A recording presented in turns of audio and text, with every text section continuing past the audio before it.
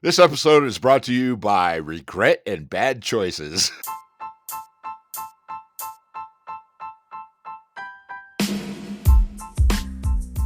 Are you ready?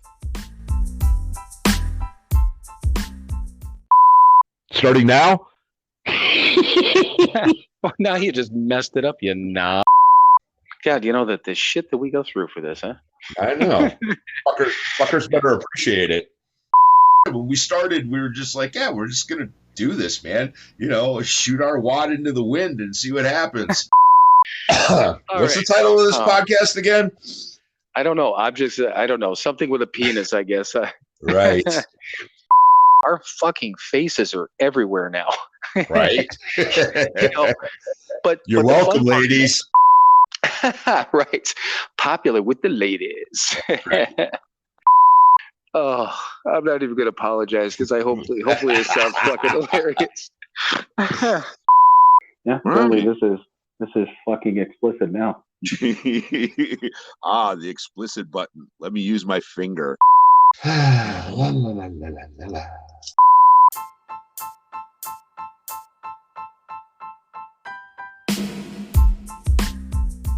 It is time for another episode of Sober, Not Mature. And that episode starts now.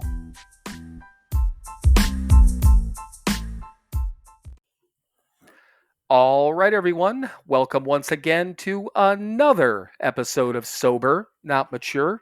And second week in a row, we have a guest, another esteemed guest. But, Mike, I decided something again on the fly here. God. So, I was kind of thinking and deciding, but I'll roll this by everyone and see how this works. So I thought of a good qualifying question now for all of our guests. So anonymous guest, before you introduce yourself, do you have a sibling, a family member who happened to be a comedian, a movie star on Saturday Night Live, any fame or fortune involved in your family? Well, I actually do. Do you? Damn it. I was about to hang up with you. Okay, go ahead. So here's my story. So my mother's cousin, Polly Smith, was the original clothing designer for Miss Piggy. Oh, really? And the Miss Piggy that is in the Smithsonian on display is wearing an outfit by my mom's cousin, Polly, which probably makes her, my second cousin once removed or something. But I think that actually... makes me a Muppet by default. Like I'm Muppet adjacent. Well, you know what? I'll give that to you because I have none of that in my past. My uncle's name was Michael Jackson, but he was a car salesman for years, and he was born prior to the pop star Michael Jackson. But he used to introduce himself. He'd walk up to people on the car lot and say, "Hey, I'm the white Michael Jackson." So that was his lead-in when he sold cars. But that was his real legal name, Michael Jackson. So anyhow, enough of my fucking nonsense. Alysse, introduce yourself, and I don't know why are you here? Tell us. Why are you here? Why am I here? I didn't have anything better to do. Hey, join the club. My name is Alysse Bryson. I am the founder of the Sober Curator and the fangirl of Sober Not Mature. I thought about that. What was it 2 years ago that we were all humping up on your leg trying to get you to notice us, and now you're coming back here to promote something that you got going on. So, and actually I'll say we because we're part of the thing. Yeah, and you guys are part of the crew. And we've been talking about it for a long time. And just to remind everyone, we are, at least obviously with the Sober Curator, we got involved almost 2 years ago, I think. We're curators, which means we get to, obviously be a part of and put in content and do all that stuff. And then we've been talking about the podcast launch you've been working on it a year now. Has it been close to a year? Yeah, forever. And you know what? It's okay because here's the thing. I figured a worst case scenario, this is a good landing ground for anyone who listens to this this conversation that's going to listen to the Sober Curator podcast, they're going to see basically what not to do based on what we do. And you could just say that everything that we're going to do on the Sober Curator podcast is the complete opposite. So I thought that was a great reason for you to come on here, because we do nothing like you guys are going to do things. Yeah, well, I mean, we don't actually know what we're doing yet, even though we've been thinking about it and talking about it for over a year. But here's the thing, you guys. Like, I got really tired of people sliding into my DMs and sending me emails saying they wanted to come on my podcast. I was like, I don't have one. But like, I was getting them every week. Every week I was getting these emails, and I was like, it was so weird to me, because I'm like, usually if I reach out and ask to be on someone's podcast, like, I'm going to listen to it first. Right. I don't know. But I guess people get confused because we do a lot of reviews about podcasts, and there are a lot of contributors that are podcasters. So I can see why there's confusion, but it just got to the point where I was like, I think the universe wants this group to have a podcast. Right. So that's what we're doing. It's a group podcast. It's a group endeavor. However, I'll be like the host, the main glue that'll be in every episode that kind of keeps it all together. Right. And of course, I mean, Tamar's going to be deeply involved, obviously, on the editing side of things, which we know that's one difference. We don't edit anything. We don't never edit a damn thing.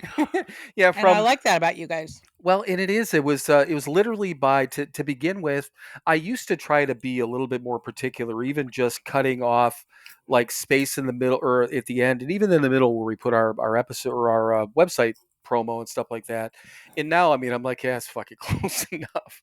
Every once in a while, Mike's like, yeah, words from our spot, and it cuts off, and I'm like, oh fuck, I already downloaded it. I'm not doing it again. I'm taking another 5 fucking minutes. And I told him the same thing too. I'm like, we do these certain things. It'd be fun to do it, but I'm like, I don't want to put any more time in this goddamn thing. I mean, we care about it, we do, but we also like the fact. How did you refer to us a couple of weeks ago, Mike? That we're like a musical thing, right? Did I? Oh, yeah. Okay, maybe. What'd I say? Freeform jazz or something? No, you said punk rock. You said punk rock. We're out there doing our own thing. Oh, well, yeah, but that was different. That was, nobody's telling us what to do. We're independent right. And all that. Yeah. No, I mean, yeah, the actual content and whatever. Yeah, we're just scatting out here, man. Are you guys straight edge? I recently learned what straight edge is. That was new to me. Right. Well, clearly not. We weren't, and I still smoke, and we do caffeine, and so you're not straight edge at all. No, I'm not. No.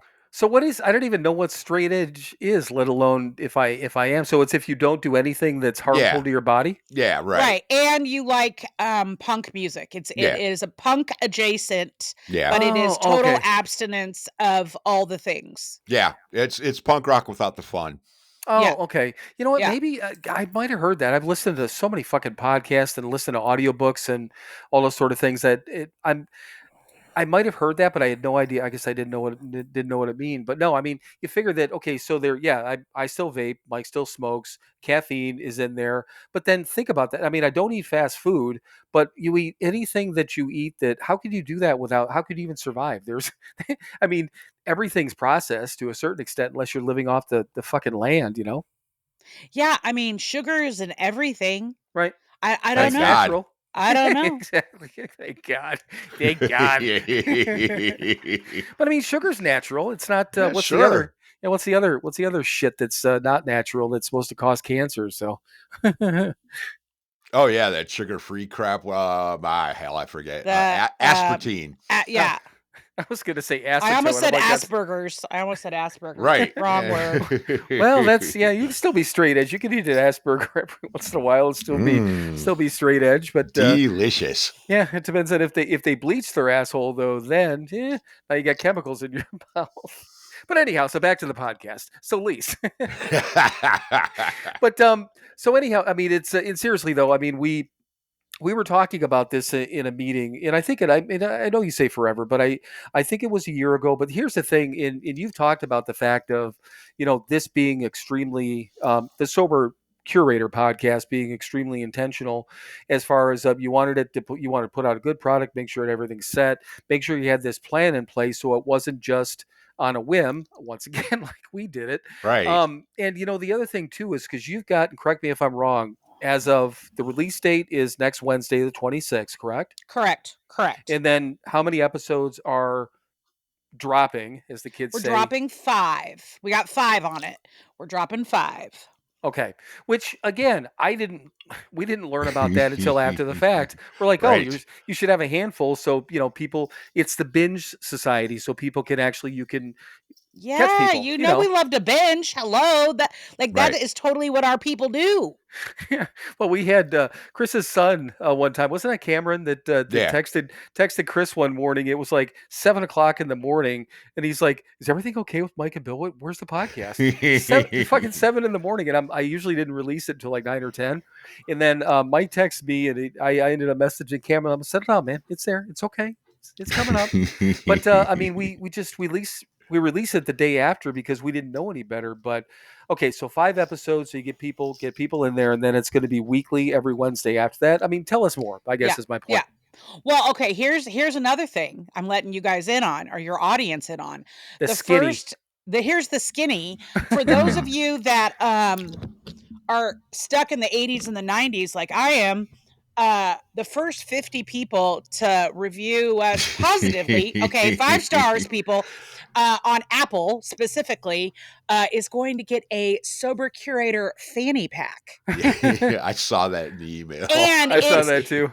And it's the logo, it's black on black. So it's not like you're going to have to walk around with our logo like pasted on your cheek, right? Like it's super subtle, and it's a really nice fanny pack. So yeah, we got 50 of those to give out, and there'll probably be some shit on the inside of it when we ship them out. No, yeah, and I saw that too, and I've never worn one. I never plan on wearing one. No offense, No, but you guys aren't fanny pack people. No, weird.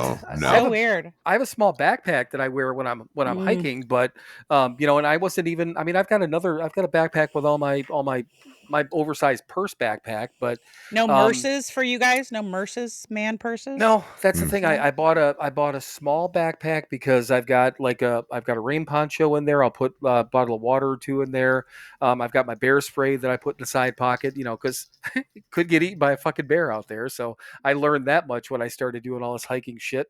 But no, I mean, never a fanny pack. I couldn't see myself walking around with a fucking bear spray and a bottle of water stuffed right in my dick. I mean, I could, You could. I could. That'd be a look. That'd be a look. It would be. It would be a definite look. So, do you want to, or have you, and I don't remember if I saw it, have you mentioned anything about what the 5 episodes are, or is that going to be a surprise? I mean, I know kind of what a couple of them are, but.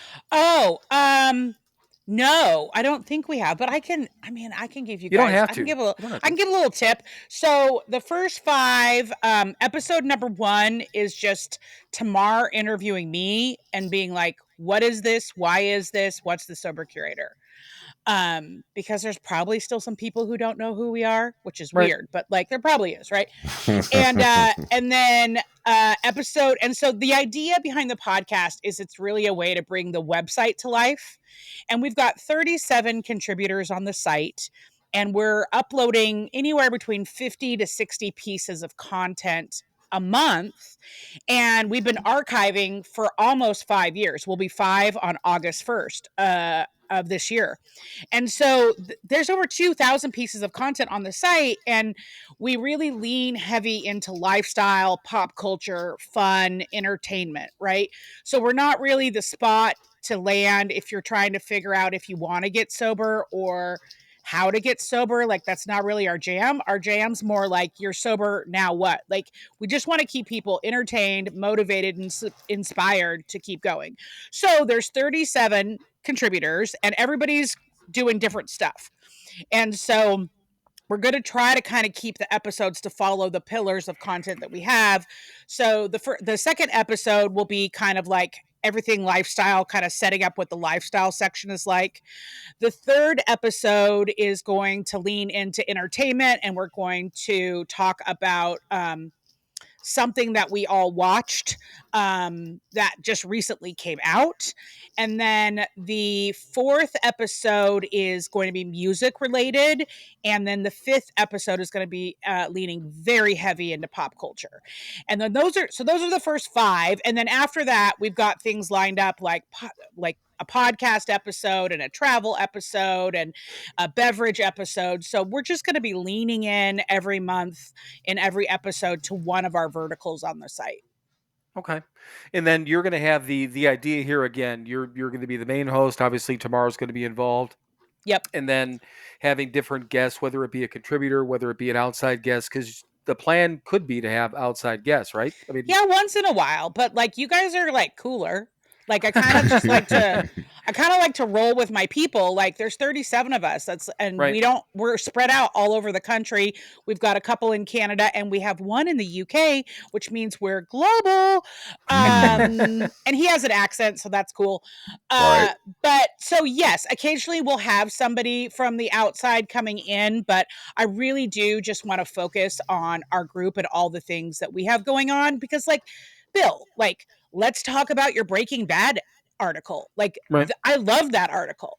It was fun. Do you want to tease it up? Do you want to talk about it a little bit? Do you want to tell your listeners what it was? Sure. I mean, I was a huge Breaking Bad fan, and this was kind of funny as a side note. Years ago, I watched the show Weeds, which some people may or may not remember, and then I went into Sons of Anarchy, and then I started watching Breaking Bad. And then, do you remember what you what you said to me, Mike? I had posted something on Facebook about starting to watch Breaking Bad, and Mike posts under that. He goes, I guess this is a progressive disease. Because I went from weed to bikers and whatever the shit they're into onto fucking meth. But so huge Breaking Bad fan. I'm rewatching Better Call Saul now, which is the prequel, quote unquote, to that. Yep. Would that be called a spin back? That's a good question. I'm gonna call it. We can make that a thing. Yeah, we can make that a thing. But I mean, I like Bob Odenkirk to begin with, and I liked Saul in the show. But in this trip that I took, this roundabout trip that I took, I just needed a place to stop, kind of on second stop on the way out to Arizona, and I'm like, well, Albuquerque would be kind of cool. And then after I had it booked, I was trying to look for different places. I wanted to do again trails or whatever it was, and I'm like, shit. I wonder if anyone's got these anything for Breaking Bad mapped out. And I found a website, and the guy this was back from pandemic time, had mapped out Walt's house, Jesse's house, the laundry, all the way out to the desert where they had the first cook, and also where season 5, I think it was, where there's big shootout and stuff out there. Mm-hmm. So I followed his path, and I did the same thing that he did. And went out around to all these different places. So it was really fucking cool because, putting myself literally in this places where this show that I was really into was shot. But the best part was out in the desert. I mean, I can't even tell you how peaceful it was out there. And then I wrote the article and put it up on my the Modern Day Hobo website. And I don't know if anyone's actually followed that path again. I know there was plenty of people that did it with the first guy, and I credited his website because he's the one that gave me the idea. But man, it was a lot of fun, and just again being part of the show, being kind of a fanboy of that whole show. And then I've never done anything like that, let alone never been to New Mexico or out in the desert or any of these goddamn places. And it was just fun. It was a lot of fun. It was super fun, especially when I got to see all the selfies that you took in front of like every single one. Like that made me laugh. And then, I had to do my pop culture thing and add to it. And I went and found like the cooking RV, like Lego set. And I found like weird merchandise. Like I just found a bunch of weird stuff that if you're like me and you're into like collecting weird shit, like you might be interested in knowing that these things exist. They even have a Little People Breaking Bad kit, which is like kind of weird, right? Like, but also when my kid was little, if Breaking Bad had been out at that time, I'm sure I would have bought that for him because I totally bought him all the South Park stuff. Like, totally. Well, and the only thing that I missed on the list of what that guy did, the selfie thing, I stole that idea too because that's what he did. He took a selfie in front of every one of them. But there was a candy store where they sold small bags of rock candy that looked like the meth.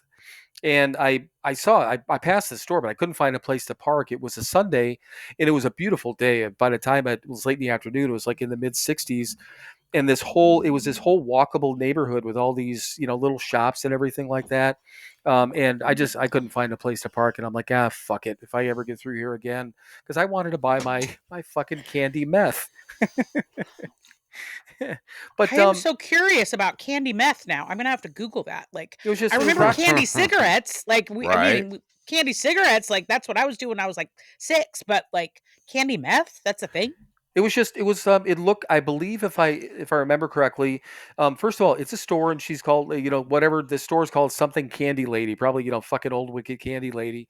But it was just it looked like a baggie of blue rock candy is what it was. But it Okay. looked like the little bag of meth from the episode. It was just, I'm like, I wanted to get that, but just couldn't find a place to park. But I mean, all those things are fun. I mean, when Mike, when you came up to Wisconsin, I think the second time, when did we go to the cemetery? That's the second time you came up, right? When we went to see Lita Ford and everything? Yeah, no, was that the Or second first time? time? Yeah, No, first that would've time, been. man. Yeah, we went to the cemetery. We went down and saw the bronze fawns.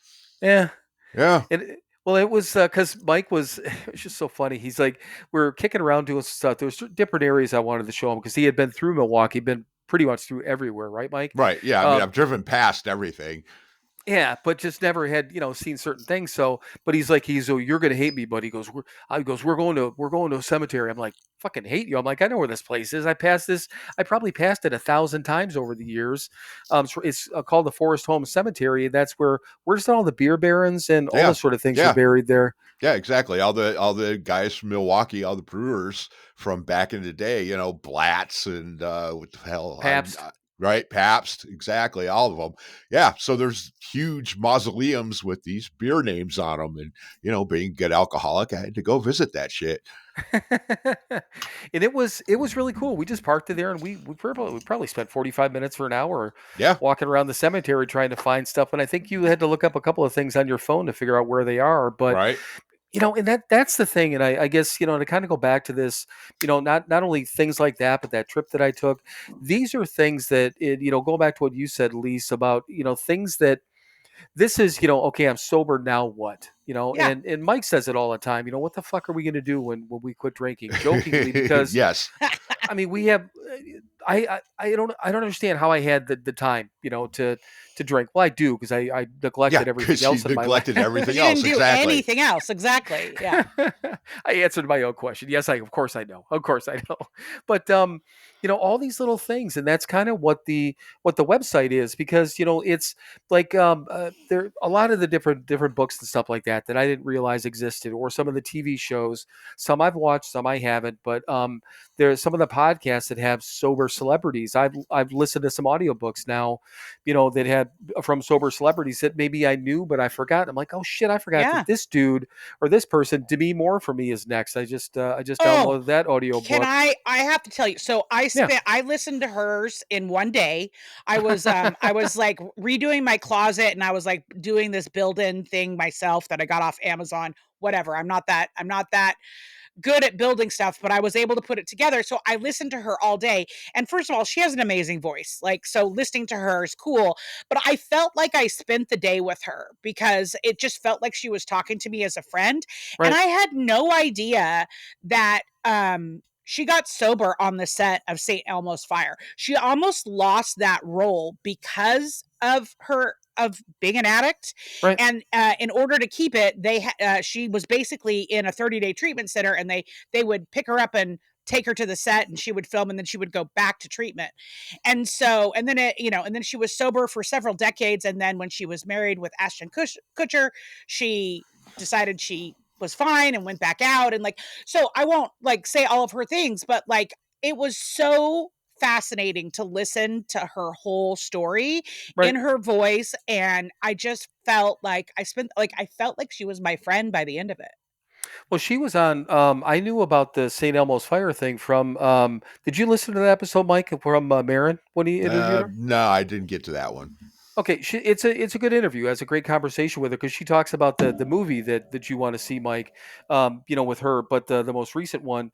But yeah, she talked about that, and then she talked about the relapse. I think she called it to begin with. She's like, oh, and then I had a sidestep after this. She goes, ah, hell, that was a relapse. Yeah. However she said it, but I think now she's been sober again for 13 years, 12, 13 years, something like that. I can't remember. Something. Yeah. I don't know. It's been a while. Yeah. Right. But I mean, yeah, she was sober for like 20 years or something Yeah, like 20 that. years. Yeah. And then Yeah. Ashton Kutcher told her like he didn't think that addiction was a real thing and she would be fine. Yep. And then she went back out. Yeah. Well, see, And that's guess what? He was wrong. Sorry. well, yeah, but wrong. that's Kelso got that wrong, huh? well, Weird. and on top of that too, he's a really good friend of Dax Shepard, who was a fucking train wreck. He should know better, goddammit, you know. Should But, totally know better. yeah, Totally know better. Well, even if But you the even if you substance, her movie, The Substance, that I think you guys were just referring to, we yeah, have Mike that was in talking our about that. yeah, we have that reviewed on the site. Lane did the review of that, and then I went to watch it, and I don't. Sorry, Mike. I don't do horror well or goth or any of that. Like, I'm just really sensitive, and I had to turn it off at one point. I was like, I don't think I can do this. But I actually really liked the premise of the storyline, like the messaging that they were trying to convey. It was just like so much blood and gore, and I was just like, and it did get kind of campy, right? And so, Yeah. but I had to take it in two different phases because I had to take a little break. Did you watch it yet, Mike, or no? Yeah, I watched it last weekend. Oh, you did? Okay. I So did. what'd you think? It was I dug what the message was and all that. It was too long and it was yeah, I mean they needed some editing and like I said, I got what they were doing, but I didn't think they executed it all that well. And as far as the gore goes, it was all right. It was only medium gore. Yeah, it wasn't, there could have been more.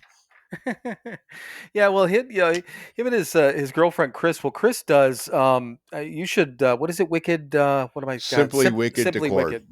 Yeah, so you got to look that up, Alysse. Simply Wicked Decor. All the stuff that Chris makes up, it's all horror stuff and all that sort of stuff. But yeah, she's huge into it. I mean, the fact that these two got together on Tinder and they're so much alike and has so much in common is just it's mind blowing. It's in a really, really good way, right, Mike? Mm-hmm. Absolutely. Yep. It'll be 9 years in August. Yeah, that's crazy to me. I mean, in a very good way. It seems like she's been around forever. Yeah. But then again, it seems like I got 9 years. And it's funny, sometimes at least when we'll be talking about whatever, and Mike's like, "Hey," he goes, "I was hanging out with 3 sober people." I'm like, "Who's the third?" I'm like, "Oh yeah, Chris." Because she's a normie, but she's become one of us. Yeah. Just by being around for forever. Yeah, our sober allies. That's how I like to refer to them. Libby, who does the editing on the site now for the Sober Curator. Her and I have worked together for, I think, 15 years.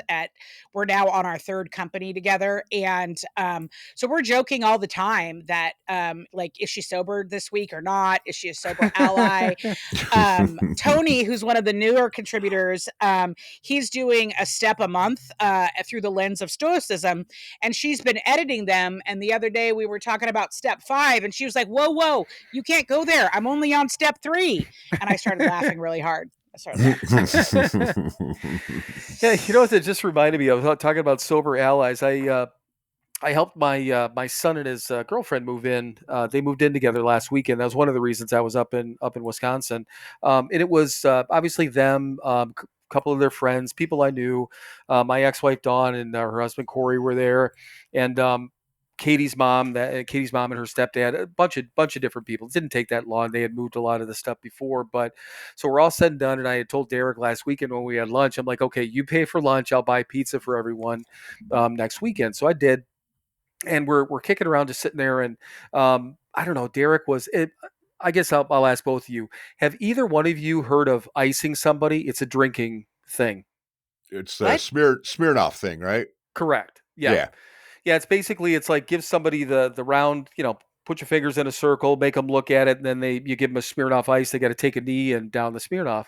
And this first time I saw this was when Derek graduated from his tech school. So I mean, we're talking like 5 years ago. And I Mhm. mean, one of his friends iced him right away when he came in.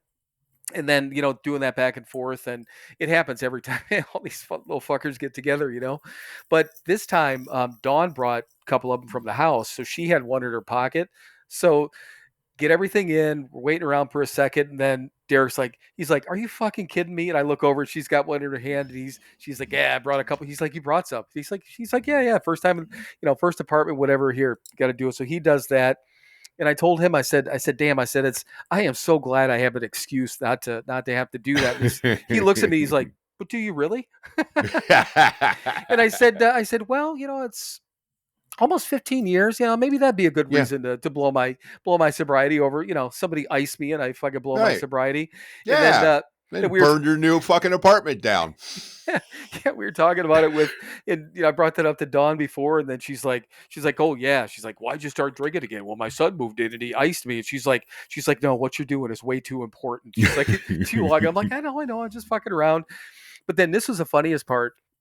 I'm standing they got like an island between the living room and in the kitchen, and I had grabbed a soda, and it was a Diet Coke, and so silver can, and it was sitting on the counter, and Corey had walked over, and I picked up this soda and opened it up and went to drink it. He's like, "No, you don't." And I'm like, "What the fuck?" And he's like, "Oh, I'm sorry." They had Coors Light, okay? Silver can, whatever. He thought I just cracked a beer and started to drink it. So this is Alysse. This is my ex-wife's husband telling me not to drink. He's like, "Don't do it." I'm like, no, it's just soda, man. Settle down. He's like, "Oh God." He goes, "I'm sorry." I'm like, "Yeah, I'm not fucking blowing my sobriety. Certainly not over to goddamn Coors Light." Hell no. No. It's funny that you say that though, because my son lives with me. He's 28. He rents from me, to be clear. And his best friend recently moved in with us, which is great because my plan is I would like them to take over the house and rent it from me, and I would like to move out. So Right. it's working out great. So the other day, one of them had, I don't know which one, but I think it was McCabe, put a Coors Light, like, I don't know how many ounces it is. It's like one of those huge big ones. And it was in the fridge, and it was like right next to the water, and it started like talking to me. And you guys, I was never a beer drinker, and if I drank beer, it wasn't Coors Light. Right. And I was just like, why is this can talking to me? And it just, and because we have a drink fridge out in the garage where normally that's where they keep their stuff, so I don't have to look at it, which is really nice. But for whatever reason, this one had made it in the house. And so I, like, after it talked to me like the third time I opened the door, I was like, "Okay, you're going out to the garage. You can't stay in here. Quit talking to me and get where you're supposed to be." Yeah. Yeah. And you know what?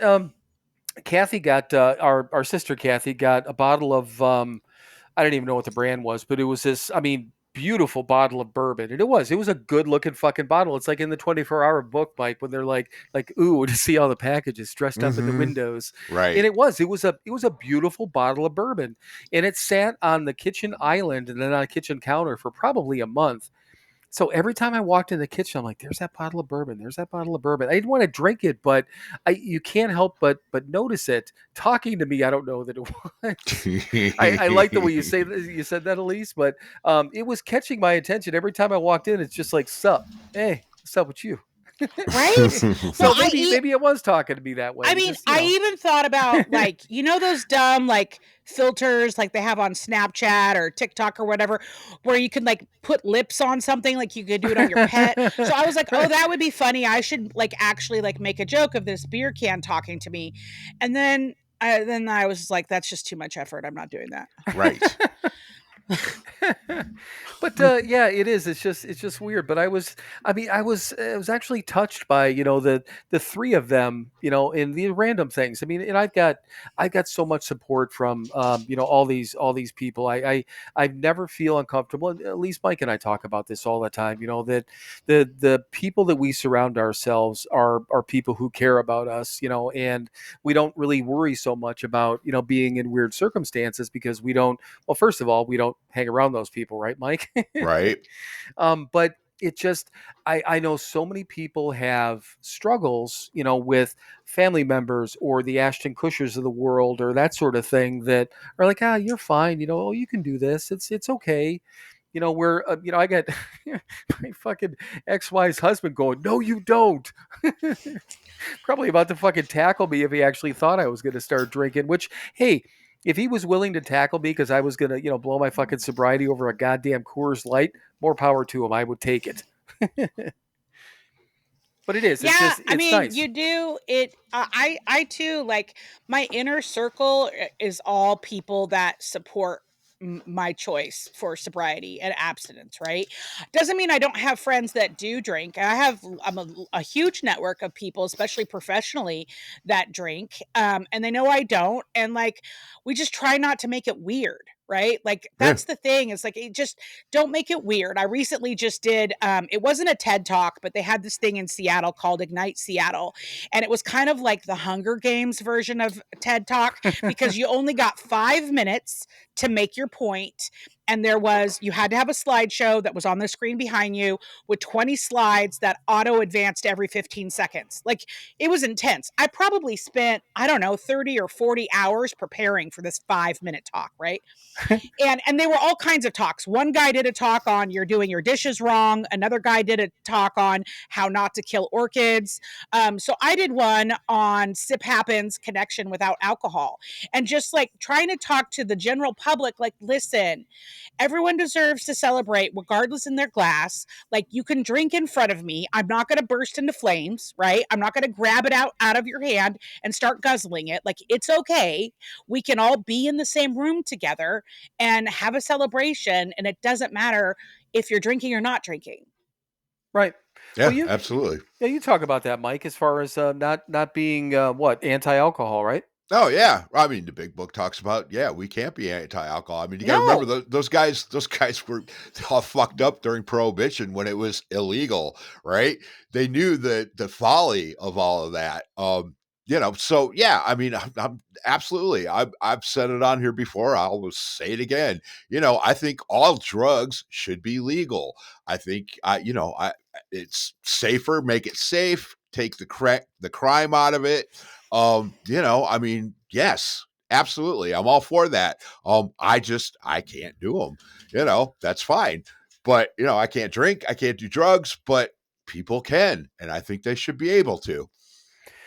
Yeah, and it's we've gotten into conversations before about and I hear it on other podcasts and I hear it on social media and all this stuff. People are just talking about the evil of and it's all alcohol and this and that that people are preying on and blah blah blah. And I'm like, you know what, my example is always, well, okay, so the same people that are up there on their fucking soapbox, talking down about anyone who drinks and they're evil and all these different things, probably have a goddamn Big Mac, in their mouth and a Kit Kat in their pocket, and it's okay. Pick your vice, literally pick your poison. And I'm not saying that alcohol has a health benefit. I mean, again, studies are out there now saying it doesn't. But if somebody can drink and do it responsibly, if somebody can go to, I don't understand when I drive by a McDonald's and I see the loads of fucking people. I don't understand because I don't eat fast food anymore.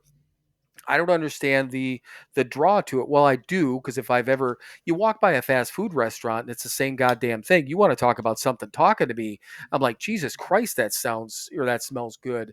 But I know how I'm going to feel. It just makes me feel sick, I know it's not good for me, but I'm not going to stand out in front of a goddamn McDonald's or go online and be like, McDonald's is poison.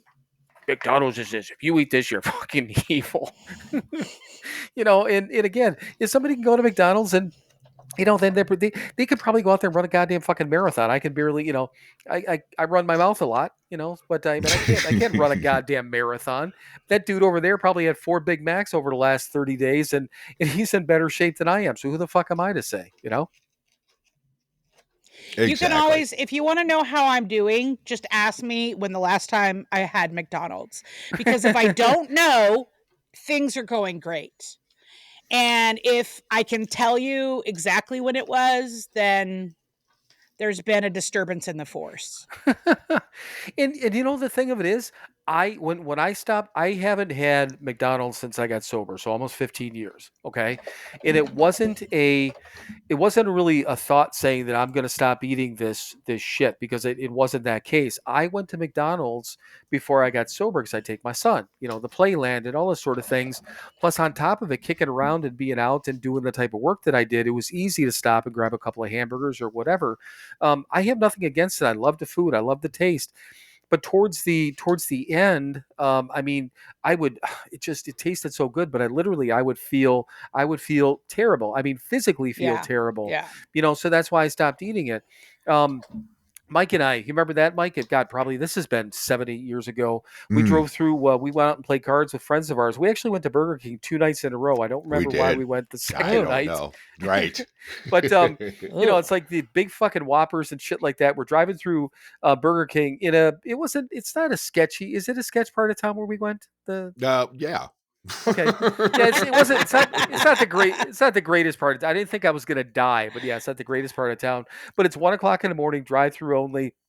And we're waiting in the drive-through, and I'm like, God, I said, I would bet that they haven't had a sober person through this line in 4 hours, you know? And I mean, there's a couple of sober guys being like, hey, give me all this fucking food, man. But yeah, I've got nothing against it. But that just goes back to the whole point is, you know, the people that can do what they do, you know, and not Mike always says it, get up and, you know, take care of your kids in the morning type of thing. I lost that privilege, and I believe so did you guys, right? So real quick, and kind of we're going to get into this more, but I mean, you've been talking so much about the website and the podcast. Before we do take a break, give us the website address right now and where the podcast can be seen, where it's going to be mainly focused, and the release date again. And then Mike, you can run us into a break. What do you think? Cool. All right. Well, you can find us at thesobercurator.com. And if you like to get emails, we have an email list called the Sober Sip. And on Mondays, we send out basically kind of a recap of everything that published the week before. On Wednesdays, we're going to start sending out a podcast email with our podcast that's launching, along with, we'll feature some other ones. So like just this last week, I don't know if you guys saw, but we featured the one that you did. I did see that. With Mr. Farley. And then on Fridays, we started a weekend edition where it's just 5 of our most popular posts to get you through the weekend. So you definitely want to check out the Sober Sip. And then as far as the Sober Curator podcast, so it's a video podcast. We decided to go there. So you can watch it in video on YouTube or on Spotify. And then if you just want to listen to it, it's obviously still on Spotify. It's also on Apple. It's also on Amazon Music and iHeart. Cool. You know what? And now we don't have to do your little ad break. I think you just did the ad break. Did I just do it? So. I think it was done. I'm so good I think at actually, this. yeah, you are. You're really good at it. I think that's, you know what? Do what. That's why you're going to listen to their podcast, because that's what you're going to get. You're going to get that. You're not going to get this shit, right, Mike? Absolutely. So on that note, what do you think? I think we'll be right back with more of this shit right after these words from our sponsors.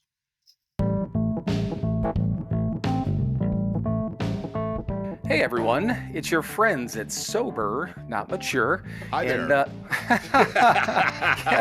Yes, it's both of your friends this time. Hi Mike, how are you? I'm well. How are you, Bill? I am doing well, but we do have a purpose. We actually usually talk about our one website, but we actually have 2 websites now. So 2 websites in one. All right, so everyone knows we still have the podcast website that is www.SoberNotMature.com. And we just launched the store website, so we also have that. Do you know what the website address is on that one, Mike? Of course I don't. It's pretty easy, Mike. It's www.SoberNotMatureShop.com.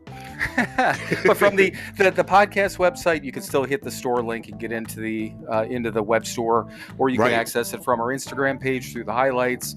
We've been posting quite a bit about it, and we'll continue to do that. But do you know what's on the second website, Mike? Well, there's a store. There are products that you can purchase for you and your loved ones. Well, Mike, do we still have merchandise? We have merchandise. Well, we got T-shirts and coffee mugs and all kinds of crap. And one of the coolest parts, we also do have all the recovery books from Hazelden, which is kind of a big deal. That is a big deal.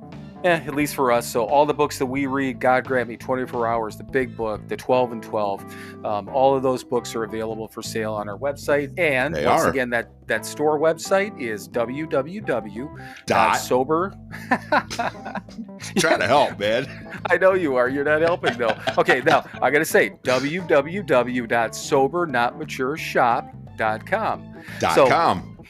.com. Visit that today, or visit the podcast website, which is, again, the podcast website. So www.SoberNotMature.com. Did you just say sober but not mature? Yeah, sure. Write that down. Yeah, like fucking mush mouth or something. All right, everyone. You've suffered enough with this, and we'll get back to what we were talking about previously. So visit the websites, though.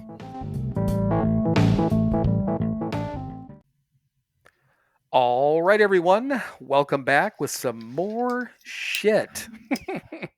But yeah, as you were talking there, I'm like, God, this is there's no sense in trying to fumble over you doing some sort of quote unquote live ad. You just did one. That was beautiful. Right off the cuff, Alysse. You know what? You're a goddamn professional. I'm a natural. Well, I sold advertising for 2 decades, so I would hope that I would be somewhat decent at it. I would hope at this point, but yeah. Well, it basically just means I'm full of shit. That's what it means. That's what it means. Well, we always talk about. I kind of stole this line from the radio show, morning show that I listened to. If we don't know what we're talking about, just keep on talking until it makes sense again, or until we run out of time. One of the two. But Mike, can you do me a favor? Can you? I can. In your ending, can you count how many times you say the word "fuck" in both of your endings? Just do that real quick. Is that I've got another little side note here, a little programming note. Yeah, but okay. So the one episode that you and I know the one episode that you're going to talk about, Alysse, is the A documentary. So do you want to? I had a couple of questions about, because I watched the particular documentary. Oh, you did? Do you want to talk about that now, or you want to save that? Okay. No, let's talk about it. All right. So, and Mike, I don't know if you heard about it, but and we talked about, I listened to Matthew Perry's audiobook a year ago. It's got to be a year ago now. Right. And I might actually go listen to it again, because I just watched the documentary. I think I'm going to too. Yeah. It was really good. It was good, and it was sad, and it was engaging, just seeing his rise and fall and his back and forth. Now, the thing of it is, here's my opinion. That's why I was going to ask you if you read or listened to the book, at least. So clearly you did. Did you think that you learned anything more from the documentary, or was it just kind of like almost like a recap of that? I'm just curious. The documentary is really more about the people that they're trying to pin some responsibility of his death to. Yes. Okay. And so from that perspective, I learned more. We talk about this in the episode, so it's not really going to be much of a spoiler, but in reading his book, and I bought a hard copy because I wanted to have a hard copy because I was a Friends fan. I have like the Friends Lego set of Central Perk. Like, I've got the cardboard cutouts. Like, I'm all in, right? I've got the Funkos. But I did listen to it because I wanted to hear it in his voice, just like I did with Demi's book, right? And I have to tell you that in listening to his book, when I got to the end of it, I was like, I love the fact that he's just doesn't give up. But I also like, when you've sat in as many church basements for as long as I have, you can start to hear the difference between recovery and sober. Right. And I just don't think he got it all the way. And he didn't. Right. And so, but that was, to me, that was kind of obvious in the book. Now, people, there's a lot of debate on what, if he was using and or whatever when he was on his book tour. I don't know. It's like not any of my business. Right. But I do think that no matter what happens, and he has a foundation, but I think that his journey and his story is going to save so many lives, and it probably has already, right? And so because there's a lot in there, and he just shows what we do. Like, that's what addicts do. Like, it's, it's sneaky, it's cunning, it's patient, it's fatal. Like, that's just what it is. Right. And because I did the audiobook, and I'd bring back little snippets, and in probably over 3-4 weeks, I think we probably talked about it, Mike. Something like that. Again, in bits and pieces, and I would make mental notes, and I would write it down, and I do all this different stuff. And so I would give Mike literally the Cliffs Notes of what I listened to that week. And then, Mike would usually offer an opinion, again, not listening to the whole thing, but Really? he was, but what I was going to say is you were picking up on exactly what I was picking up on, even without listening to the whole thing. And that was, Yeah. I was trying to give you a gist of what was going on. And a number of times that when we were talking, like for instance, I don't know if you remember in the book, Alysse, but he talks only about does he? He talks about only Bill Wilson. He doesn't talk about Dr. Bob. He just talks Yeah. about Bill Wilson, Yeah. the founder. Bill Wilson, Bill Wilson, Bill Wilson. And I told Mike that, and I'm like, it's just fucking weird because he never mentions Dr. Bob. And so Mike, I think you said something along the lines he was just picking what kind of picking and choosing, not taking the entire responsibility for the program. I'm like, I believe Jesus that's Christ. called half measures. Yeah, and Literally. I mean, literally literally. half measures.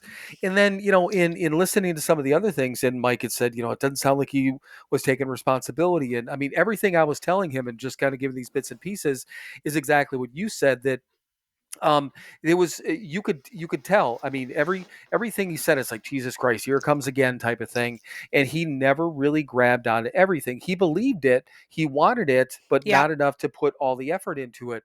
Now, here's the thing, that the one thing with the documentary, but and I'll go back to the people responsible, for that. But the thing that I heard in the documentary was that they feel, or found out, I don't know if it was fact, but that he may have received 27 shots of ketamine in the last 3 days of his life. Yeah. I mean, that's a lot, right? That's a lot. Yeah. And Mike and I always say this all the time. I'm not laughing. That's a nervous laugh. I'm like, 27 fucking shots of anything. God damn. But yeah, the documentary, that's what I was going to lead into. And I was going to get your opinion about that.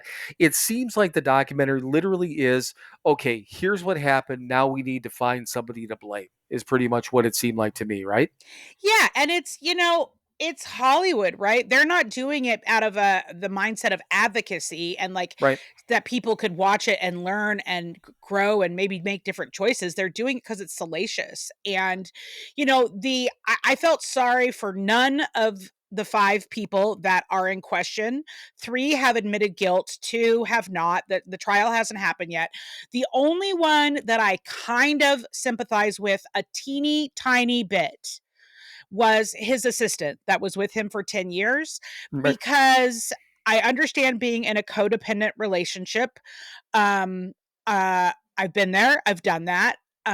I don't know if Matthew Perry was a narcissist, but he had a very big personality. So I get the allure of all of that.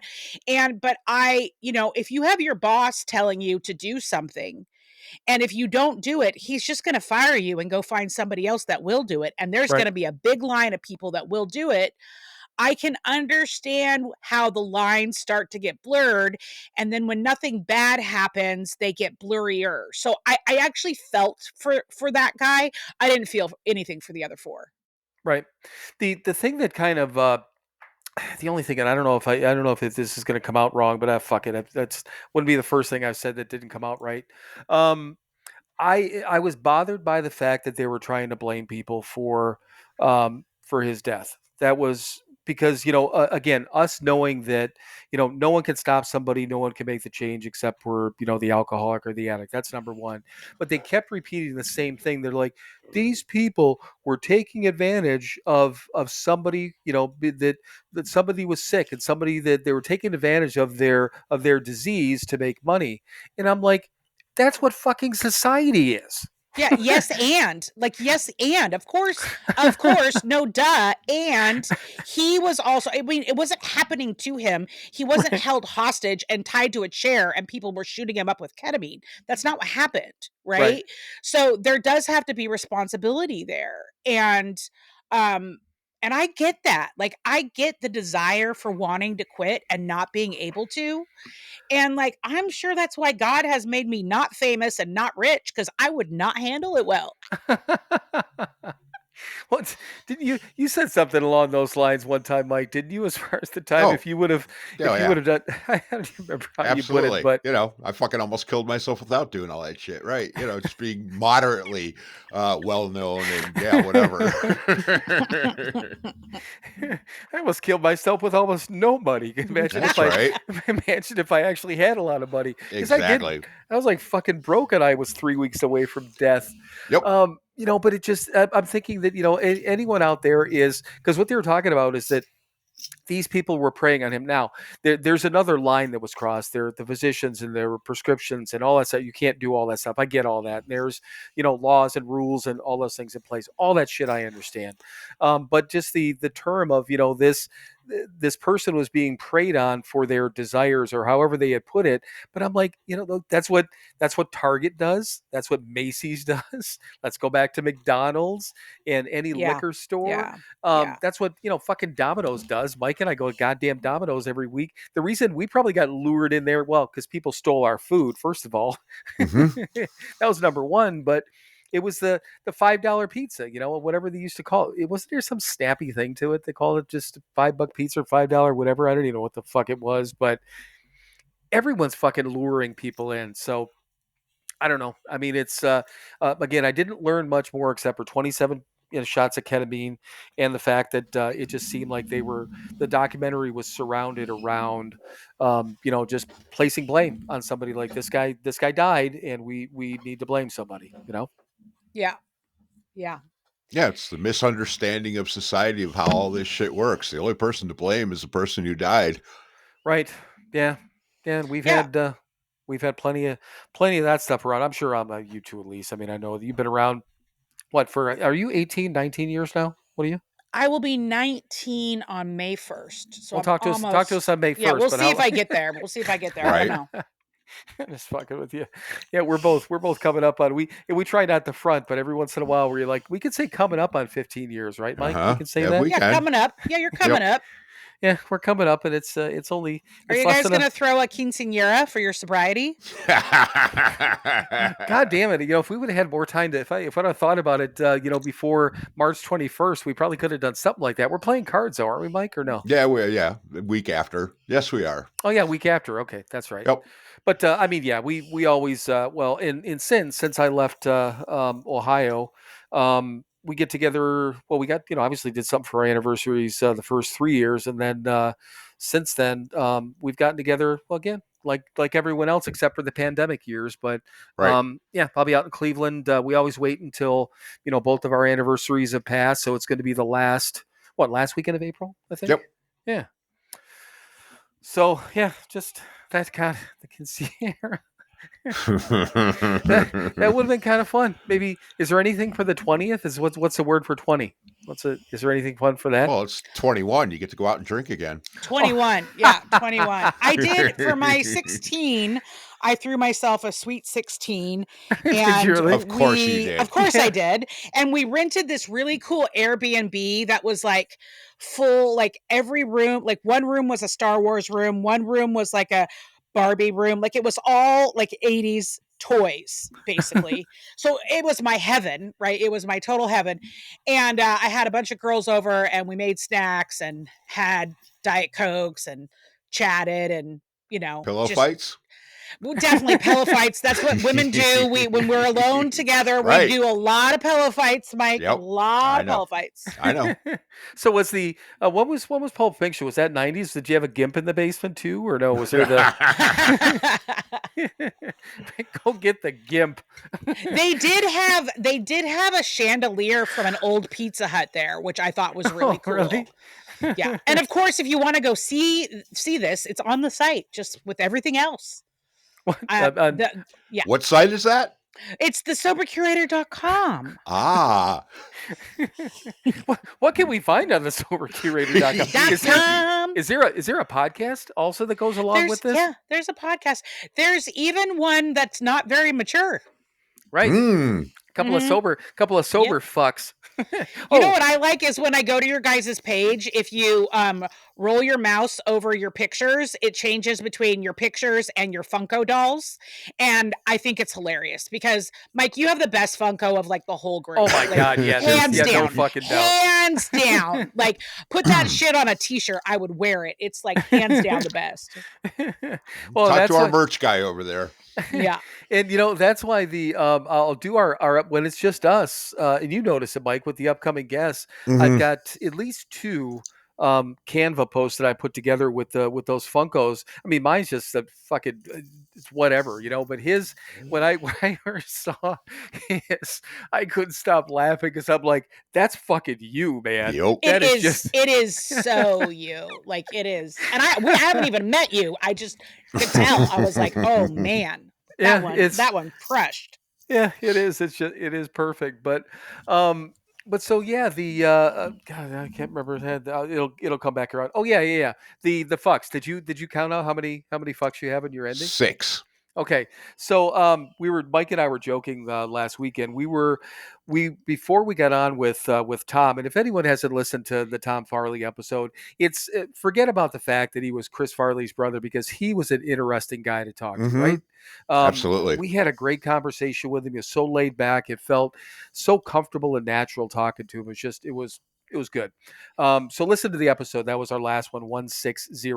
But beforehand, where Mike and I popped in, 5 or 10 minutes beforehand? Something like that, right? Yeah, which we never do. But we're sitting there talking, and we're like, yeah, should we? I'm like, I started to ask him, like, should we change anything? Should we watch our mouths? I can take out the fucks in the beginning. Should we not do the ending? He's like, let's see how it goes, type of thing. So we ended up doing the normal thing, and Mike's like, yeah, Tom, you can handle it. So he did his normal, fuck off ending and blah blah blah. But after all was said and done, Mike and I texted back and forth about a couple of things, and he said, he goes, that had to have been the least amount of fucks out of any episode we've ever done. So what do you think, Mike? How many, knowing that 6 of them, right? 6 of them. That's why I wanted to ask you how many were in that. I mean, if we crack 10 other than those 6, I'm going to be surprised. Well, you can be a little surprised. It was 12. Okay. Do you guys I actually have a jar of fucks, so I can give them out. Oh, nice. Yeah. My jar has been empty for a very long time. I do not give a fuck. But we started, and I did it when we started doing and I think it was Riverside, where Riverside first started doing transcripts.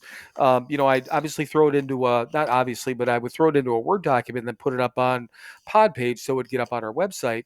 When I started doing that, it just at one point I'm like, God, I think you can do a word count, obviously, in Word.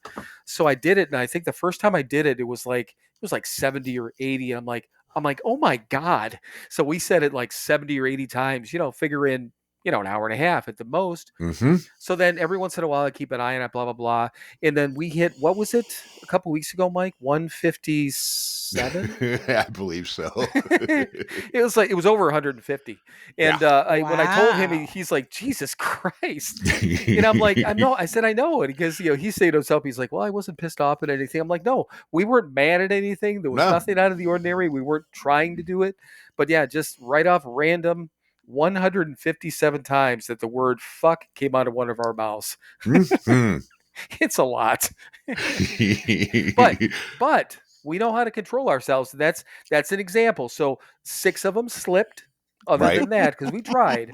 Yep. Only 6. 6 of them were meant to be. They were on purpose at the end. I know I said probably a couple. You might have had 4. So I think we sounds about right. I know I did once for sure, because as soon as it came out of my mouth, I'm like, yeah, there we go. I was trying. There it is. I was trying not to.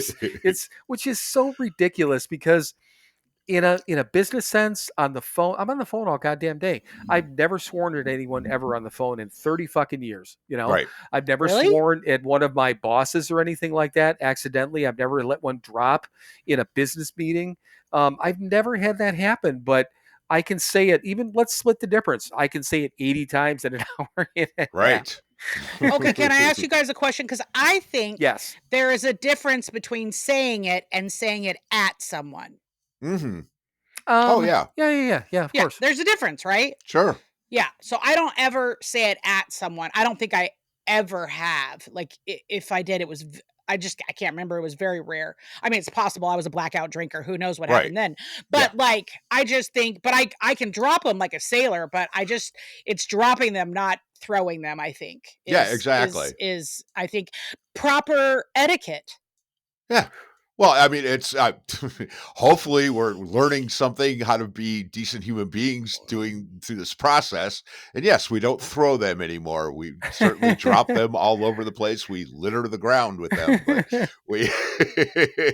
but yes, I like that. Yeah, I don't throw them at anybody anymore. I like that. Yeah. We learned that. I'll forget that. You're gonna have to keep reminding us of that, Alysse, because I like that this too. has been recorded, so it's archived. But I'll still forget. We. True. Yeah, you will. I listen to every episode, and sometimes I'm listening. And I'm like, Jesus Christ, I don't remember saying that, or I'm like, I remember Mike saying that. What was I doing when he was talking? But so the whole thing of like saying it at people. So if you walk up to somebody and like if it's a female and say, "Would you fuck me?" Is that at the person or is that? No, that's you're just asking for consent. Would you fuck me, please? Which is very important. Let's be clear. Consent is very important. Oh no, I agree. That's why I'm just saying I want to make sure that if I'm using it in that I'm not dropping it on them or throwing it at them. It's a question. It's a genuine question. Well, you're asking them to fuck you. That's that's fine. I would like you to throw some of that. You're not saying may I fuck you. You're saying will you fuck me? Oh, that's a good point. Yeah, right. That's fine. Okay. Yeah. And then when the person agrees and you're hanging around there for a little while, then you're like, hey, I'm gonna fuck you tonight. Then you could say that. Well, yeah, that's different. I think we're gonna hit 170 tonight. All right, so give us some more insight, or do you have more insight on anything more you want to talk about the actual podcast, how things are going to be, what you want this to be, what people can do because you want obviously to spread the word, and we did none of this when we first started. We didn't know shit about anything. We had no platform. Everything we were born these just poor whatever, and we just tried to build on something. We're still building. So how can people help get the podcast out there? Alysse, back to you. Well, definitely subscribe on YouTube because you can actually watch us on your TV. So it's not exactly a reality TV show, but it like wants to be one, right? Because there's 37 characters that can come in and out of the episodes. Right. So that's something just then and there. And the reason behind that is we're trying to show all types of people that are sober or in recovery, whichever word works for them. We're also showing all lengths of sobriety time. Dr. Sarah has 40 years. Right. Like so long. And, I love to call her the sober cougar because the guy she's seeing only has 2 years sober. And so she's like totally a sober cougar. Totally. Right. So I mean, yeah, subscribe on YouTube, follow us, download us, like us, like, if you like an episode, comment, we'll comment back, share it with your friends. I just, when we put stuff out there, I just kind of assume that God will pick up and take the rest of it.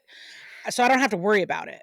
Right? Like we're just supposed to do what we're responsible for doing, which is trying to create some great content because we want to break the stigma, right? I want people to stop associating boredom with sobriety. And this goes back to like the beginning of our conversation when you guys are, Bill, you're talking about your Breaking Bad trip. Like we're super fun. We go and do all these things now that we would have never done when we were drunk or hungover. Right. And so, and I think that if we can start to make sobriety attractive, like maybe more people will get there or get there sooner.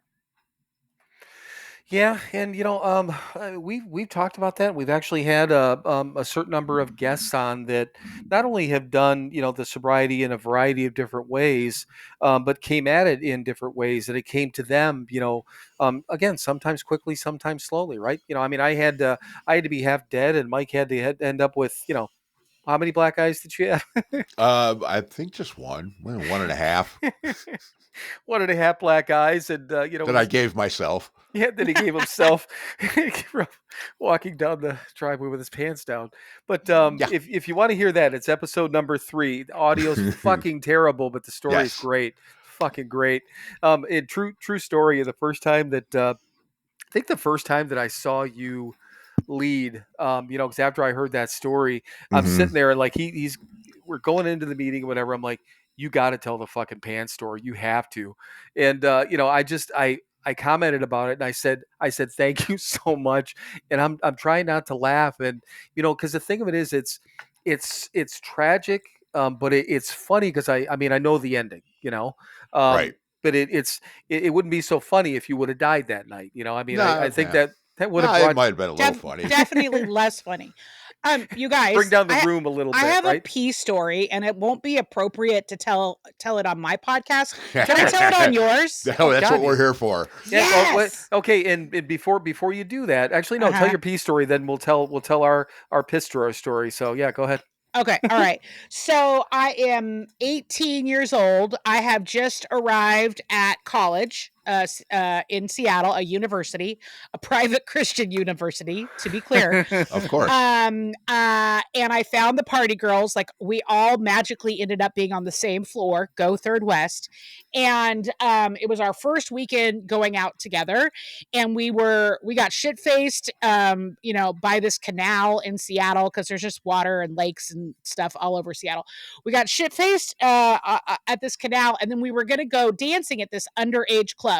Now, this was the 90s, so I was wearing Doc Martens, white cutoff denim shorts with a sleeveless plaid flannel, right? Because Seattle flannel, of course I was. And we go to park in the university district, and and there was no grass anywhere. So I was really concerned about peeing in the parking lot, that it was going to splatter and hit my white shorts, right? And we were about to go into this underage dance club that had black light, like bad situation, right? So in my drunken stupor, I was like, I know. I'll take my shorts off and I'll go over there and pee, and then I'll come back over here. I'll put them back on. Like, that is a great idea. And I still stand behind that being a good idea. Unfortunately, what happened was I took my shorts off, and then I forgot that I was supposed to go somewhere else and pee. And so I peed right on top of them. Nice. Yeah. I thought you were going to say you forgot to put your shorts back on and just walked into the Nope, club. just peed right on top of them. Yep. Did you put them back on at least? I mean, I did not. They actually had to drive me back to the dorm. I walked into the dorm with no pants on to get a new pair of pants, and then we went back to the club. Well, and that's good. That's my next question. Did you go back to the club? Of course you did. Oh, of course I did. But Mike and I told 2 stories, and it was about going to I peed in a drawer once, and he peed in an apartment I've peed in a drawer too. Yeah, well, Mike peed in a closet where John Stamos used to live, which was that's another audio. Okay. It's another audio book. Win. Yeah. He's like, yeah, John Stamos used to live in this apartment. I'm like, you peed in John Stamos's closet? He's like, it wasn't his closet at the time; it was my closet. But then from that point forward, on like Google Analytics, where you can see search words and how people find you, people were finding us. The words were mature piss and pissing mature and blah blah blah. What? Because we named the episode Piss Drawer. Of course you did. Of course you did. Yeah. Of course we did. And once again, Mike, thank you, because everyone, if somebody who just wants to have a good time, you don't even want to listen to all the episodes, please listen, but just go back to every single one of our episodes, read the title and look at the picture, and tell me that you're not laughing all along the way, because they're fucking hilarious. And thank you, Mike, because he does all the pictures and all the episode titles, and they're wonderful. I love them. Thank you. But yes, he named our episode Piss Drawers, and from that was 50 or 60, maybe even 100 episodes ago. It was Yeah. a lot. It was a long time ago. And I couldn't figure out, I'm like, why the fuck are people that they're finding us? That's the first time that SEO really works. It's on the term piss. Nice job with your keywords there, Bill. Nice job. I'm telling you, and I do nothing. Don't do anything with that. That's at some point, I'm sure I would probably have to pay somebody to do it, whether it be with our website or all this different stuff. You do, Alysse, a wonderful job, obviously, in all the SEO stuff, because usually if any time that an article of ours or something of ours is featured on the Sober Curator, within, if not the second day, the third day, if I do a search on Sober Not Mature, that article is 1, 2, or 3 every Yep. single time over Yep. our website, or maybe it's our website then the article. So I mean that's an excellent job too. So I mean that's the other great thing, that how I know how people find the website, because you talk about that in the meeting. So what is the number one way, or what are the ways that people actually find the website, just so everyone's aware? The number one way is through a search engine, right? And so Google, obviously a search engine. YouTube is actually the second largest search engine. And then, we've got others like Yahoo, Bing, I could keep going. But when people are searching for something, they have an intent, they have a question that they're looking for an answer for, right? Mhm. So that person is so much more valuable as an engaged listener, reader, whatever the situation is, than someone who is mindlessly scrolling, right? And so those are the people we care about. And so it, depending on the month, it's usually the average is around 70% of our traffic comes from search. And we don't spend any money on keywords. We just optimize the hell out of the back end of the site. That's all Alex. That's what she is really good at that. And so that has been our marketing efforts. And then, we get a little from Facebook, we get a little from Instagram. Pinterest actually does really well for us, which is kind of weird. I gave up on TikTok. I'm too old. I don't do it right. Like I'm not hip, but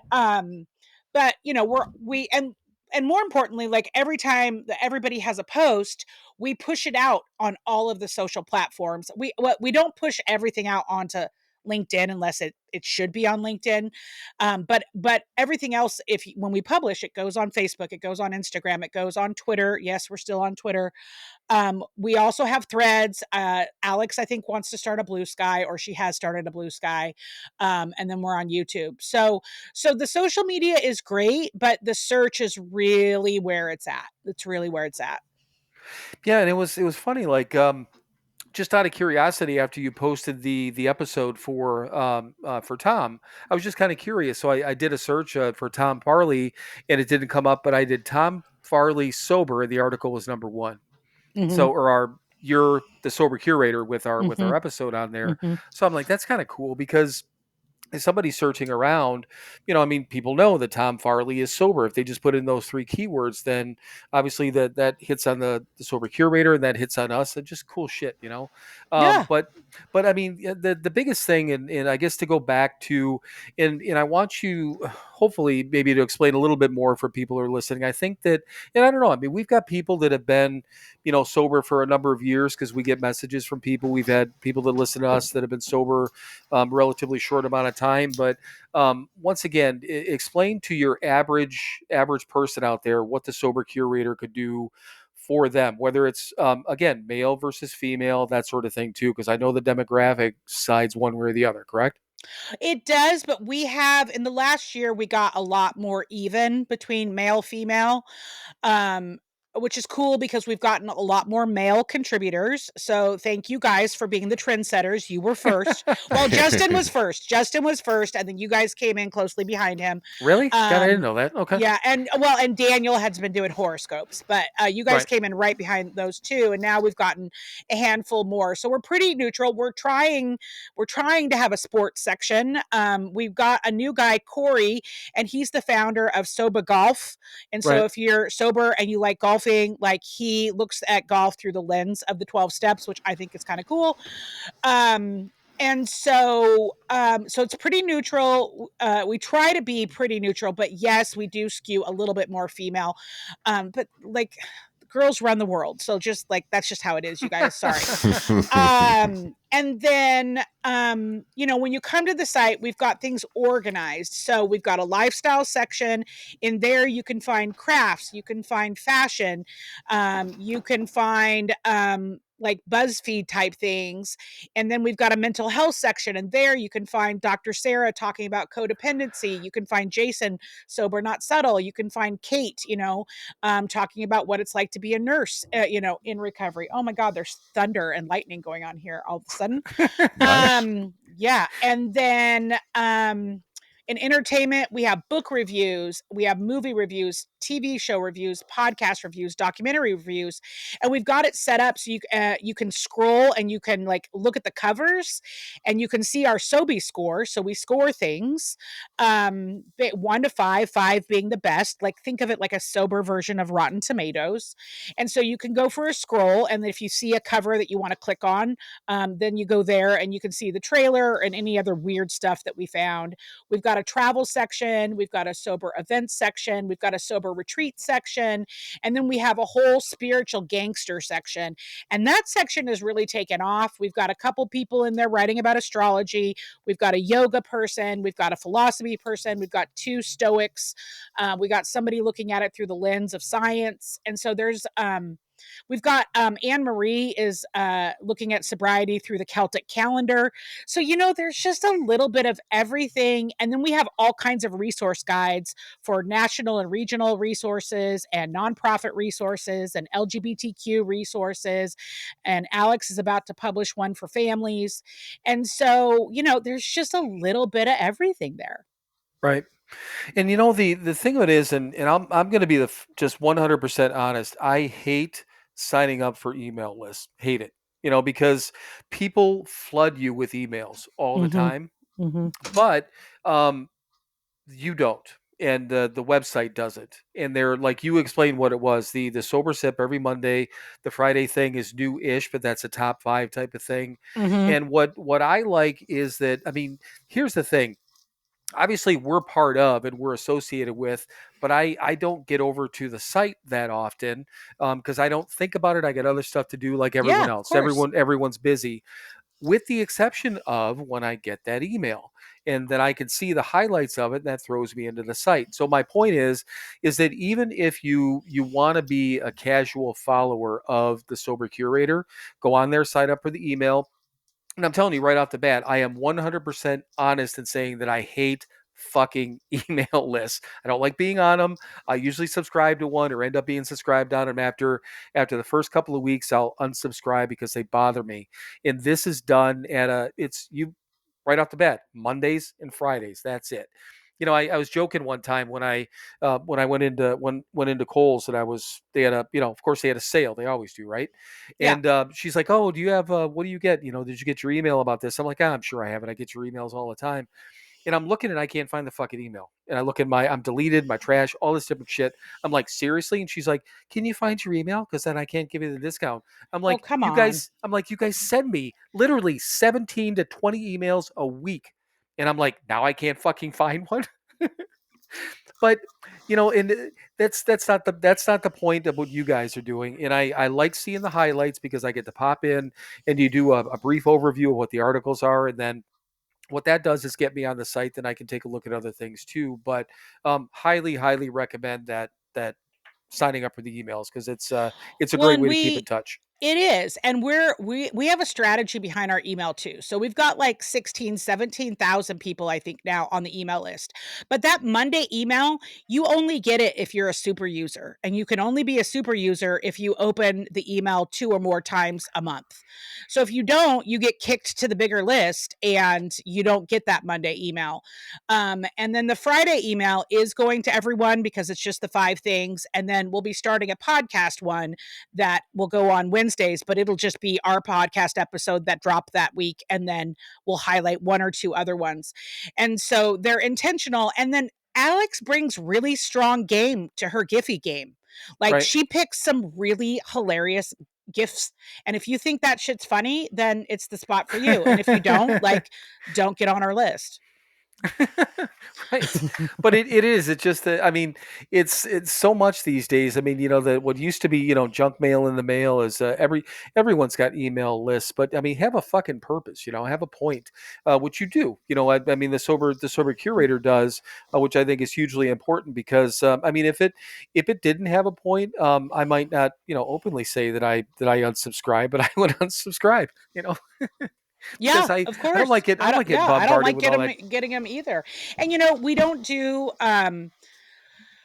we traditionally have not done any advertising on the site. We're going to start dabbling a little bit with some sponsored content, but it'll be clearly marked. But you won't see treatment center ads. You will never see treatment center ads, to be clear. I've rejected every single one that's called, and I'm not anti-treatment center. Our target audience is people who already got sober. And so Right. they don't need a treatment center. However, I was thinking about it the other day and I was like, I could get down with a 28 day right now. Like just, going off grid for 28 days. Like, I mean, I think they should have a rehab for sober people that want to take, a 28 day break. Cause like I could get into that, but, so you're never going to see that. And, we've done a couple little sponsors on the newsletter, but they've been, pretty minimal. So you're just not going to see, we're not trying to sell you anything. We're just not. We're not kind of trying to convince you that like we're the place to be. If you like what we're doing, come hang out with us. If you don't, okay, like go somewhere else. Like that's just the approach. Right. And it's just like anything else. I mean, everyone has a podcast and everyone has a website. But the point is that, what's the purpose? And that's the one thing that when we first, obviously got involved, with the Sober Curator and looking at the website and after, talking to you and all those sort of things, it was nice to be able to, to have be involved with somebody who has a purpose. And I mean, Mike, I mean, how many people have we not, I don't want to say shut down. I almost said shut down, but how many people have approached us to be involved with them that we've Said, no, kindly thank said, you. yeah, and it's that we have no You're like, problem with. sorry, we're in a relationship with Alysse. We can't. Well, and here's the thing: it. I'm gonna I'll step aside back in a minute, but there's sometimes that if people don't fit what our mindset is and what we think that we're trying to bring to the people who listen to us and follow us, and we joked about it. We're like, we probably have a price where we'd sell out, Probably. but nobody's given Yeah. us that price yet. Yeah. Yeah. Well, And everybody it's- has a number. Everybody has a number. Yeah, Mhm. and I don't know what that number is, but when we had in Mike, it was a year ago this coming week that Little Dicky blew us off for like the third time. It was Right. this doctor, quote unquote, that kept canceling on us, and finally we're like, you know what, go fuck yourself. We're done. Yeah. Thank you. Go away. But that's kind of what I was going to sidestep. There's another individual, and Mike, when you and I talked a couple weeks ago now. Mhm.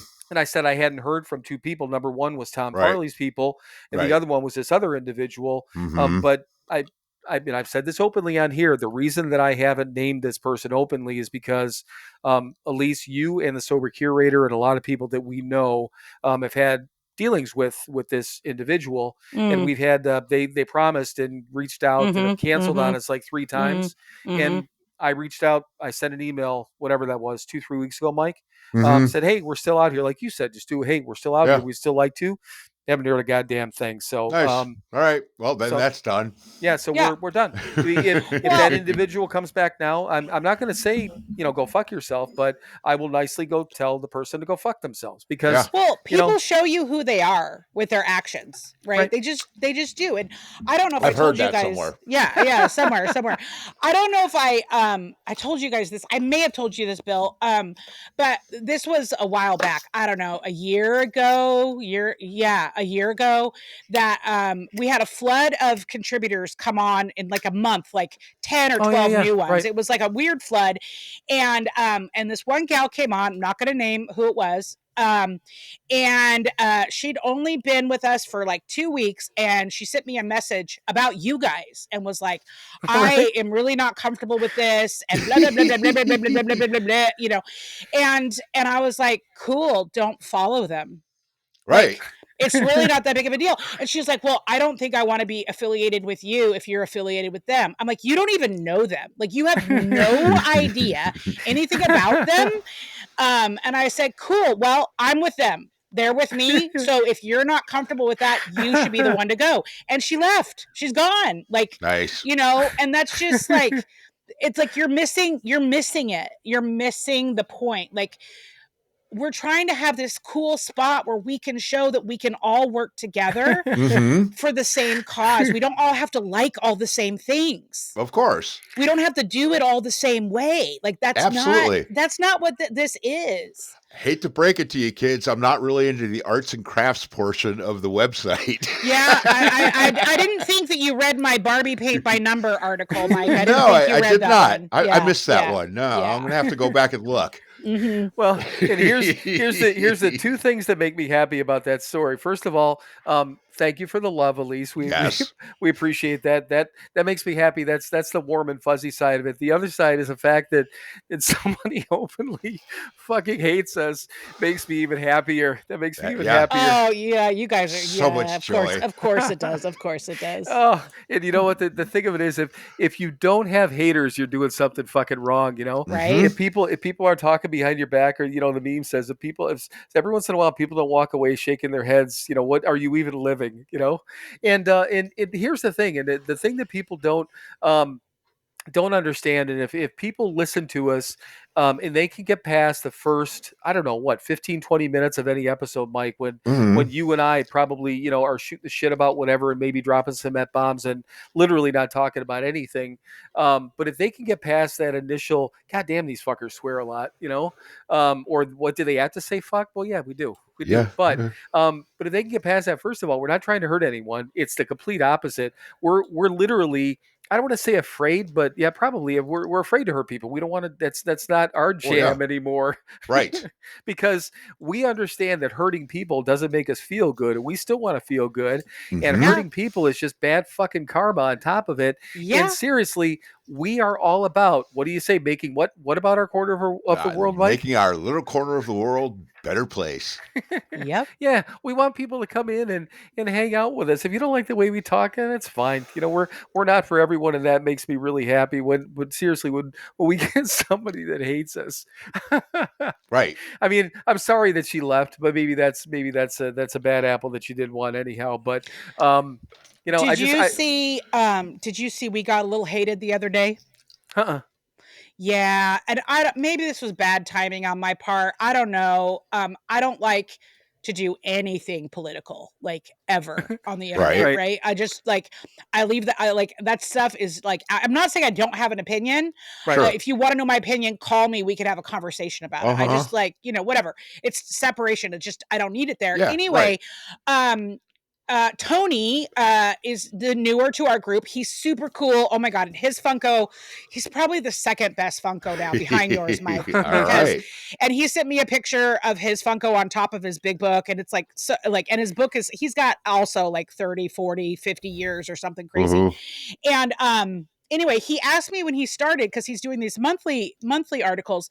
He was like, "Is there anything else I can help you with?" And I said, "Well, actually, yes." I said, "Yeah, I know you're well read. So, I'm trying to get book reviews on all the books. And I've got a database that I've built of 400 that need to be reviewed.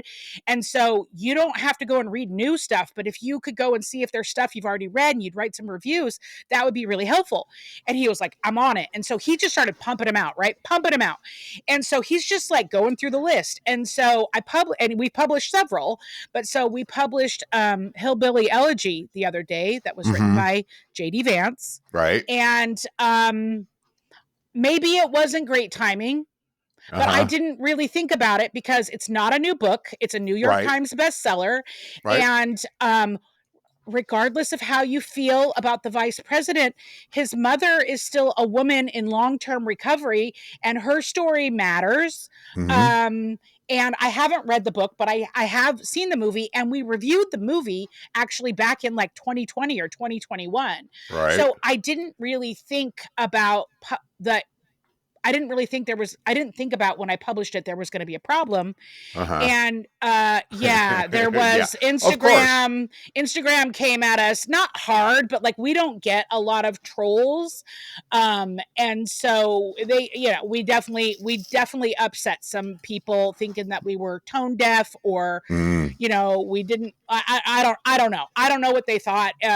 All I'm trying to do is create an archive of how sobriety and recovery is reflected through media and culture. Like that's my mission. And so, and if I'm going to do that, I'm going to do all the books, not just the ones people like or that are popular. I'm going to do all the books, right? Yeah. I mean, Tony even did the 4 Agreements. Okay. Like nobody's trying to read that book.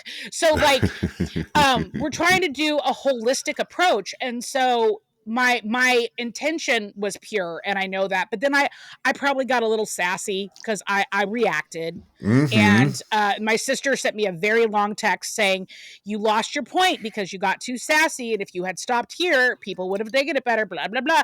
And but I wasn't going to go back and edit it or delete it. It's like, it is what it is. Like, I'm not perfect. I make mistakes all the time. I make amends all the time. Like I'm constantly apologizing to people, so but our heart's in the right place. And that's when the gal came at me with you guys. I was like, no, their heart's in the right place. And I know that. So no, like that's all that matters to me. The rest of it is like circumstantial.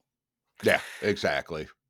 Yeah. Exactly. And it's just, right. And people, right. Yeah, you name a name on either side, and the other side's going to go balls crazy, and let them. Yeah. Well, and I don't want to ruin it for everybody, but like there's corruption everywhere. Like, like it's kind of everywhere. Like, good luck untangling it.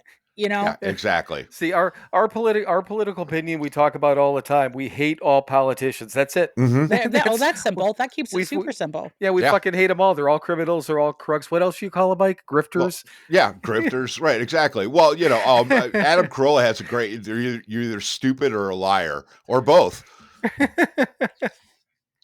And that pretty much sums it up. Yeah. You're just stupid or liar, or both. Well, and the thing of it is too, and the unfortunate part is that and I could see it as soon as you were talking about the and I didn't see the poster. If I did, I didn't pay attention to it. I don't care about JD Vance. I don't care one way or the other. If I I could probably read a whole article about his mom and they'd be like, oh shit, that's JD Vance's mom. I didn't fucking know, but it was her story's an interesting story. But I wouldn't be surprised if you didn't review a book like that, and then somebody would say would accuse you of censorship. Right, I mean, I can't win. Like either way, I can't win. And I wasn't like talking about the fact that he looks like he's wearing eyeliner. Like I wasn't even talking about him. Like we were talking about the book, the story.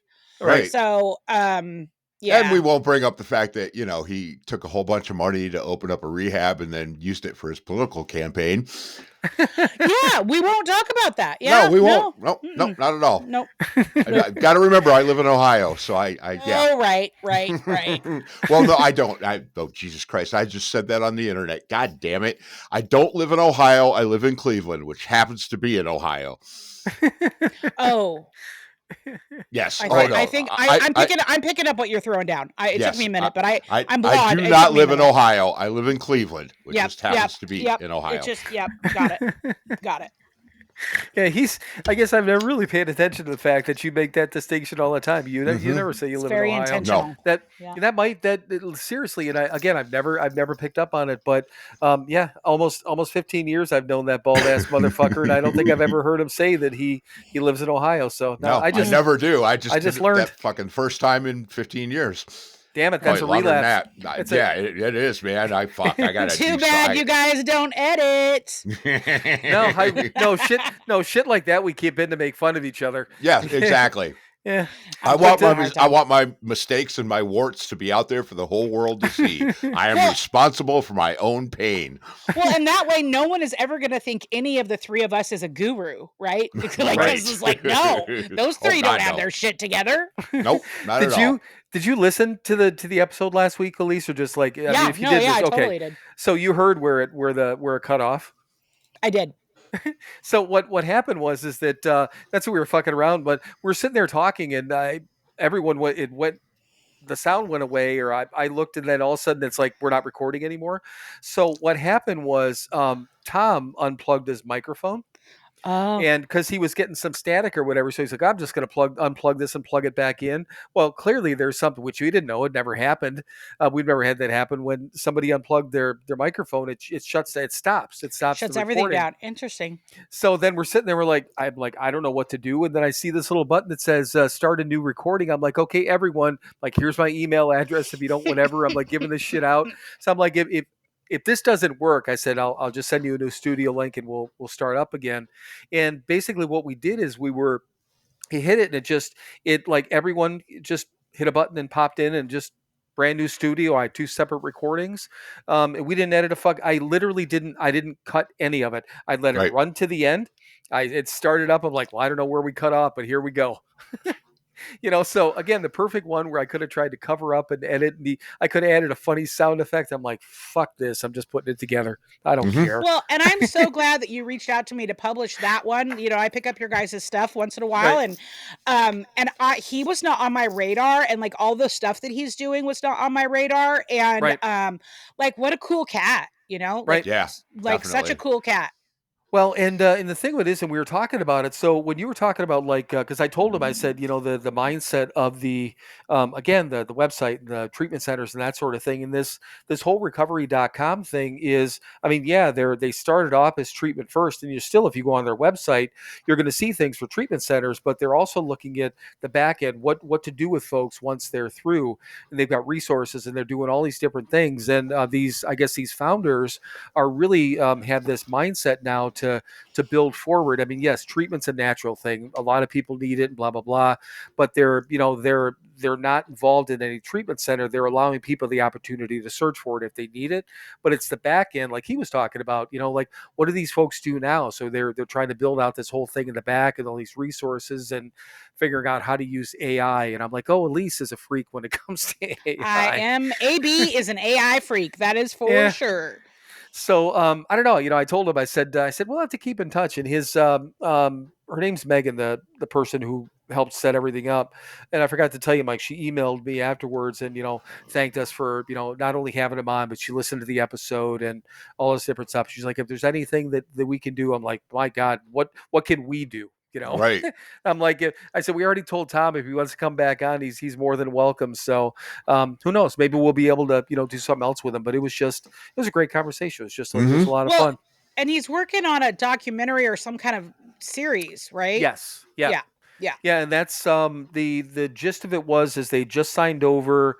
He said they just signed off the book rights, I guess, right, Mike? With his book? They're going to do a biopic. They're doing a feature film. Yeah, they've already done the documentary. Yeah, they're doing like a feature film, a biopic of Chris. Yeah, I love it. And they were starting when he was talking about that.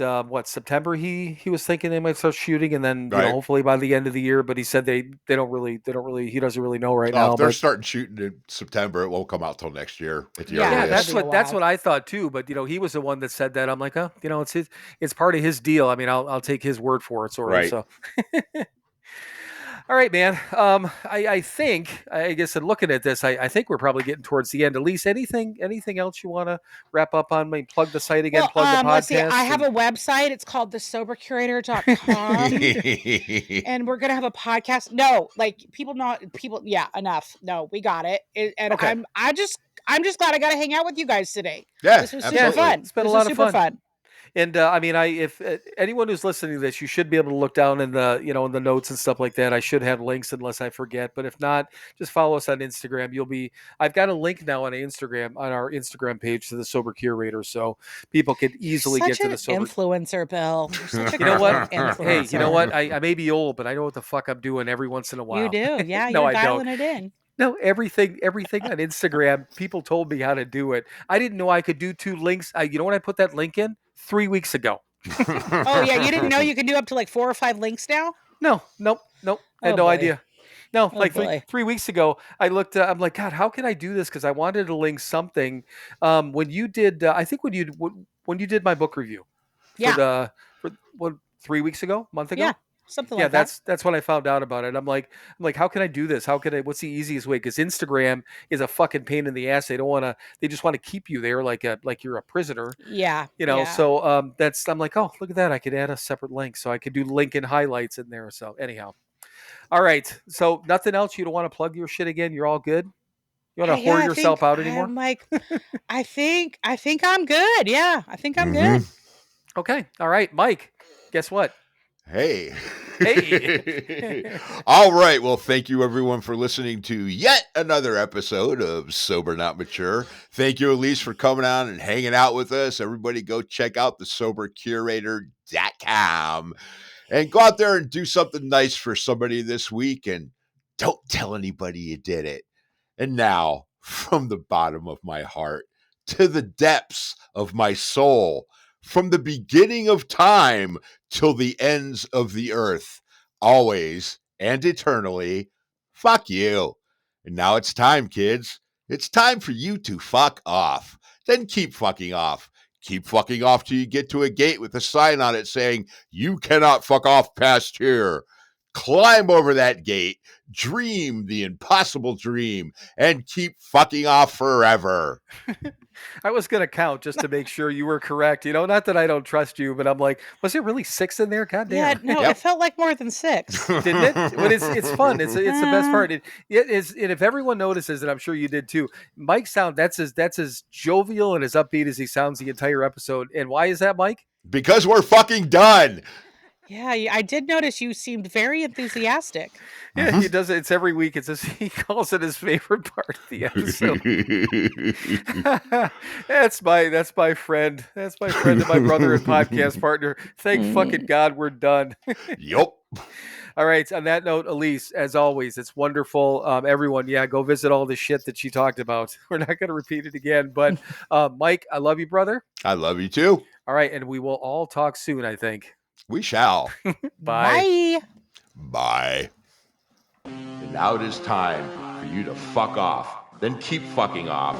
Keep fucking off until you get to a gate with a sign on it saying you cannot fuck off past here. Climb over that gate, dream the impossible dream, and keep fucking off forever.